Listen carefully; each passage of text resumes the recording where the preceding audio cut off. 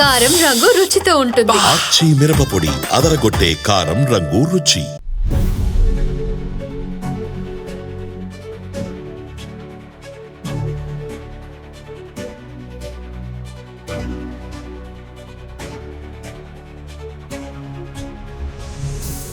Hi peepers, welcome to ఆదర్ మరోకొండం. నేను మీ ప్రసాద్. పోలీసులు అధికారులు ఇక ధైర్యంగా ఉండండి. పవన్ కళ్యాణ్ గారు హామీ ఇచ్చారు.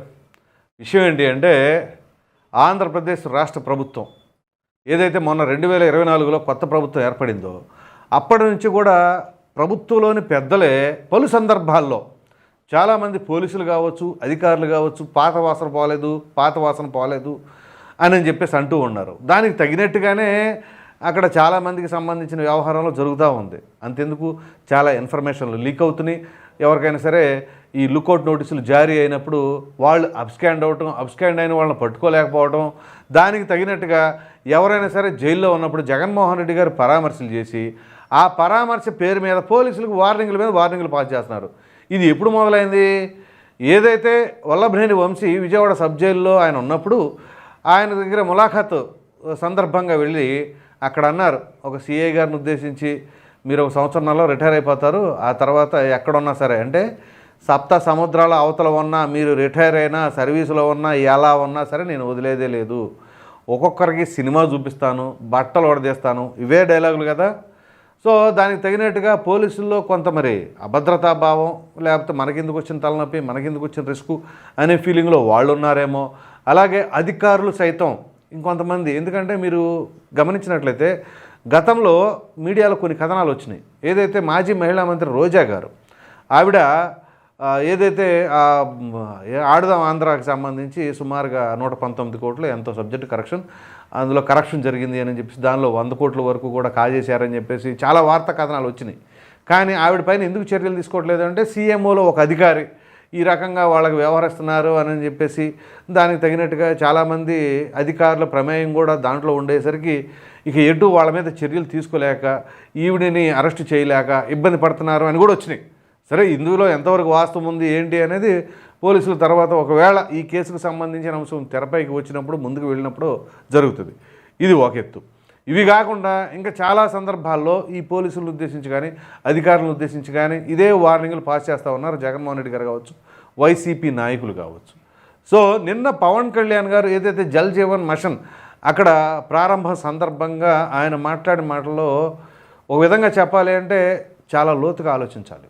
2029లో మేము అధికారంలోకి వస్తాం, అప్పుడు ఖచ్చితంగా ఒక్కొక్కరిపైన చర్యలు ఉంటాయి అని చెప్పేసి అన్నారు కదా.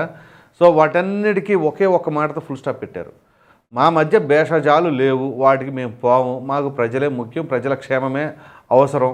సో మీరు ఇంత గొప్ప విజయాన్ని అందించిన మరి అటువంటి ప్రజలకి మేము ఖచ్చితంగా రుణం తీర్చుకునేలాగా వాళ్ళకి సేవలు అందిస్తామని చెప్పేసి పవన్ కళ్యాణ్ గారు చెబుతానే, మీరు ఎలా వస్తారో నేను చూస్తానన్నారు. చూసారా? ఇది చాలా చాలా ఇంపార్టెంట్ డైలాగ్, అండర్లైన్ చేసుకోవాల్సింది. పైగా అందుగురించే నేను పదే అంటే ఎక్కడ సందర్భం వచ్చినా అసందర్భంగా మాట్లాడతలా, సందర్భం వచ్చినప్పుడల్లా కూడా ఖచ్చితంగా కూటమి కలిసే ఉంటుంది. అది 10 ఏళ్ళు 15 ఏళ్ళు ఎన్ని సంవత్సరాలు అయితే అన్ని సంవత్సరాలు ఖచ్చితంగా ఉంటుంది అని చెప్పేసి చెప్పటం. ఇక ఇప్పటి వరకు కూడా వాళ్ళు మేము వచ్చేస్తామని చెప్పేసి ఎంత ఇన్ఫ్లుయెన్స్ చేసినా పవన్ కళ్యాణ్ గారు చెప్పిన ఒకే ఒక్క మాటతో మీరు ఎలా వస్తారో మేము చూస్తామనేసరికి ఇక వాటన్నిటికీ ఫుల్ స్టాప్ పెట్టినట్టుగా భావించాలి. అఫ్కోర్స్ వైసీపీ నాయకులు దానిపైన కౌంటర్లు వేయడానికి ప్రయత్నాలు చేస్తూ ఉంటారు. అఫ్కోర్స్ అంబటి రాంబాబు కూడా వేశారు. దీనికి సంబంధించి మనం తర్వాత వీడియోలో మాట్లాడుకుందాం, అంబటి రాంబాబు ఏమన్నారు, ఏం చేశారు అనేది. అయితే ఇక్కడ అధికారులు కావచ్చు, పోలీసులు కావచ్చు అంత ఫ్రీ హ్యాండ్తో పని చేయలేకపోతున్నారు.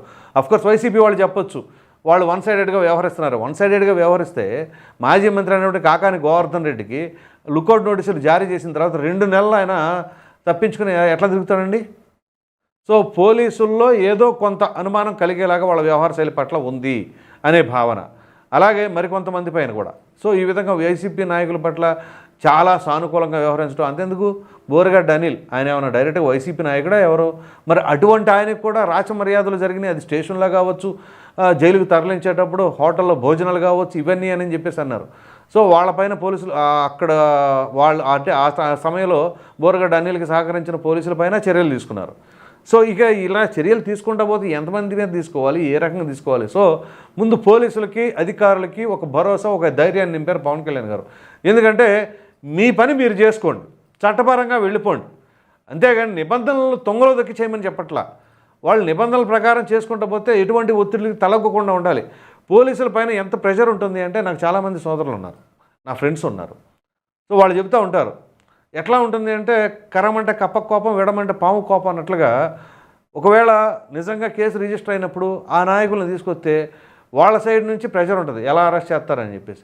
అరెస్ట్ చేయకపోతే అధికార పార్టీ నుంచి ప్రెషర్ ఉంటుంది. ఇది గత ప్రభుత్వంలో బ్రహ్మాండంగా జరిగింది. సో అప్పుడే వాళ్ళు ఫోన్ మీద ఫోన్లు చేసి ఇట్లా మా పరిస్థితి అని చెప్పి చెప్పారు. సో అలా కాకుండా, గత ప్రభుత్వంలాగా కాకుండా ఈ ప్రభుత్వం ఫ్రీ హ్యాండ్ ఇచ్చేసి, అక్కడ ఏదైతే నిజంగా సాక్ష్యాధారాలు లభించి వాళ్ళపైన కేసులు నమోదైనప్పుడు అరెస్టుల ప్రక్రియ జరిగితే ఆ ప్రకారంగా వీళ్ళు ఎంత బెదిరించినా వీళ్ళు బెదిరిపోకుండా వీళ్ళ పని వీళ్ళు చేసుకుంటూ పోతున్నాం అనే తరహాలోనే ఉండాలి. సో అప్పుడేమవుతుంది, ప్రజాస్వామ్యబద్ధంగా ఆ యొక్క వ్యవస్థలు పనిచేస్తున్నాయని చెప్పేసి అనుకోవాలి.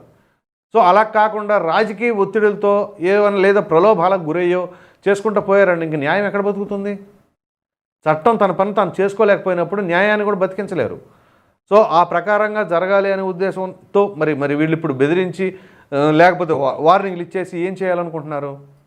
అధికారులను భయపెడితే ఆటోమేటిక్గా మనకు కొంచెం ఇదిగా ఉంటుంది. పైగా ఇప్పటి నుంచే ఇది ఒక రకమైన పొలిటికల్ క్యాంపెయినింగ్ అనమాట.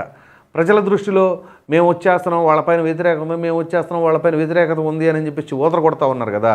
సో వీటన్నిటికీ ఫుల్ స్టాప్ పెట్టేలాగానే పవన్ కళ్యాణ్ గారి స్పీచ్ నిన్న.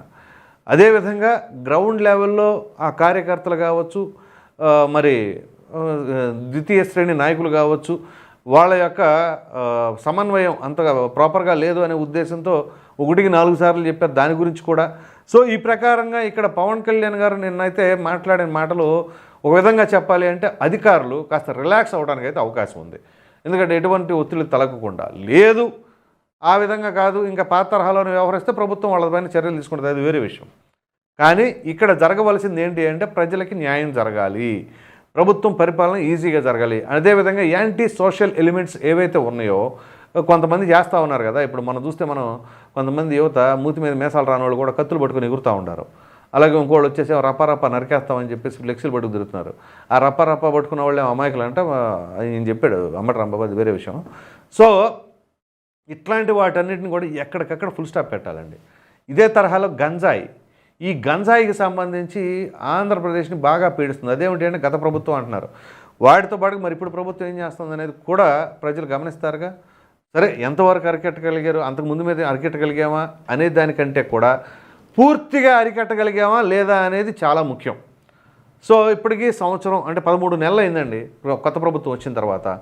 సో ఇప్పటికీ ఇంకా గంజాయిని పూర్తిగా అరికట్టలేకపోతున్నాడు. కనీసం ఇంకొక 6 నెలల్లో అయినా సరే వాటిని కుక్కటి వేళతో సహా పీకేయండి. అప్పుడు ఈ యాంటీ సోషల్ ఎలిమెంట్స్కి పాల్పడే వాళ్ళు గంజాయి తీసుకున్నారని ఇంకోటి తీసుకున్నారని చెప్పే అవకాశం కూడా ఉండదు. సో నిజంగా ఎవరైనా చేశారు అంటే గంజాయి ముత్తి కాదు, కాన్షియస్లో చేసినట్లుగానే భావించాలి. అప్పుడు వాళ్ళపైన చర్యలు తీసుకోవాలి. ఆ చర్యలు తీసుకోవాలంటే రాజకీయ ఒత్తిడి లేకుండా ఉండాలి. ఇట్లాంటి బెదిరింపు చర్యలకి ఏ ఒక్క నాయకుడు కూడా పాల్పడకుండా ఉండాలి. సో ప్రతి ఒక్కటి సాక్ష్యాధారాలతో అరెస్టులు చేయండి. అట్ ద సేమ్ టైం ఆ సాక్ష్యాధారాలను కోర్టులో ప్రవేశపెట్టండి, చట్టపరంగా చర్యలు తీసుకోండి, న్యాయస్థానపరంగా శిక్షలు వేయండి. అంతేగాని రాజకీయ ప్రలోభాలకు గురై ఇప్పుడు చూసారా ఇటీవల జడ్జి గారి పైన కూడా ట్రోల్స్ జరిగినాయి. జడ్జి గారి పైన ట్రోల్స్ ఎందుకు వచ్చినాయండి?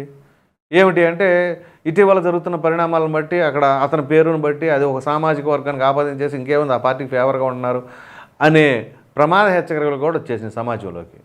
సో వీటన్నిటికీ ఫుల్ స్టాప్ పెట్టాలి అంటే ఎవరి పని వాళ్ళు చేసుకోవాలి, ఎటువంటి ఒత్తిడి తలగకుండా. అవన్నీ జరగాలి అంటే వీళ్ళు గెలుస్తారా వాళ్ళు గెలుస్తారా అని కాదు, ఎవరు గెలిచినా మా పని మేము చేసుకుంటున్నాం అనే తరహాలో ఉండాలి. అంటే నిన్న పవన్ కళ్యాణ్ గారు చేసిన కామెంట్ మాత్రం ఆషామాషి కామెంట్ కాదండి, దాంట్లో ఎటువంటి మొహమాటం లేదు. ఎందుకంటే దీనికి ఫుల్ స్టాప్ పెట్టాలి అని భావించారేమో తెలియదు, కానీ నిన్న మాత్రం ఖచ్చితంగా చెప్పారు ఆ విషయాన్ని. అది ఎందుకంటే వీళ్ళు అవకాశం ఉన్నప్పుడల్లా ప్రతి వైసీపీ నాయకులు మేము రేపు అధికారంలోకి వస్తాం రాగానే ఒక్కొక్కళ్ళ పేర్లోనే మా లిస్ట్ ఉంది. ఇప్పుడు అంతెందుకు కస్టడీలో ఉన్న చెవిరెడ్డి భాస్కర్ రెడ్డి కూడా ఆ సిట్ అధికారులను బెదిరిస్తున్నారు అని అంటే ఇక దీన్ని బట్టి అర్థం చేసుకోండి వాళ్ళు ఏ తరహాలో ఉన్నారు డామినేటింగ్కి. సో ఎంత డామినేట్ చేసినా ప్రజల మద్దతు తెలపాలిగా. ప్రజల్లో మద్దతు లేకుండా ఏ ఒక్కరు గెలుపొందలేరు ప్రజాస్వామ్యంలో.